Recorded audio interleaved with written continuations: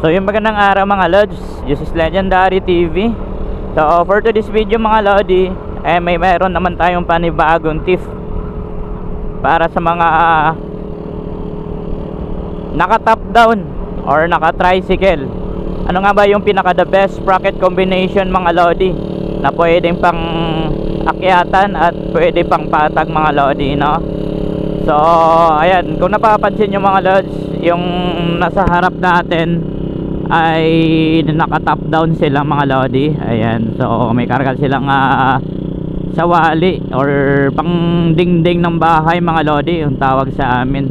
So at yung sa ilalim niya mga lodi, may karga silang semento yata. So I think semento mga lods. So ito mga lodi, no, para sa mga naka top down at para sa mga naka tricycle na motor. Ayan mga lodi, so ano nga ba yung pinaka the best sprocket combination mga lods?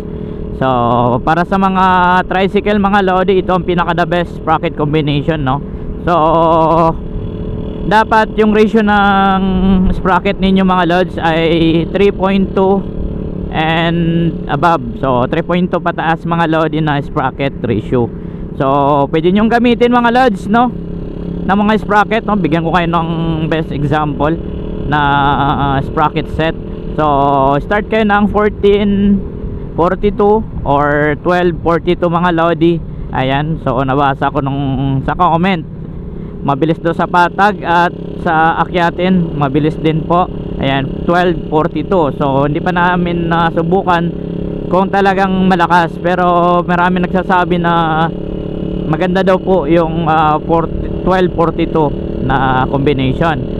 So pwede nyo rin po gamitin 1448 na sprocket, no, 1248. Ayan, so basta ang ratio mga lodi ay 3.2 pataas, maganda po siya gamitin, no, para sa mga top down. So ito ay sinasawag na low speed. Ayan, so kapag low speed mga lodi, ayan po yung mga malalaking sprocket na sa likod, malalaking sprocket ng ginagamit para sa mga kargahan. So gaya nito, top down mga lods. So mas the best dito ay mas malaking sprocket kasi ginagamit natin pang kargahan yung top down or tricycle.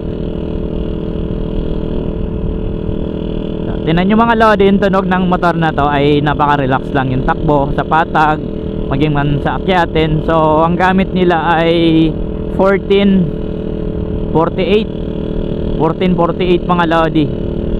Kaya tingnan nyo, relax lang yung takbo nila sa patag at syempre sa akyatin, napakalakas na ng motor. So ang gamit nila ay TMX 125. Yan, TMX 125 po yung motor nila mga lodi. Kaya malakas talaga sa mga with sidecar yung mga TMX mga lodi, no?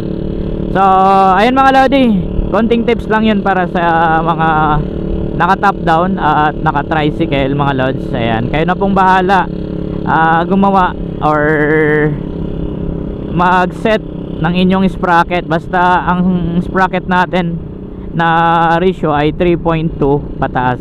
Ayan, so palaki ng palaki na sprocket mga lods, mas malakas sa akyatin, no? Mas malakas sa kargahan kapag mas malaki yung ating sprocket na ginagamit. So ayan mga lodi, no, paakyat, tinan nyo, relax lang yung takbo ng top down na to.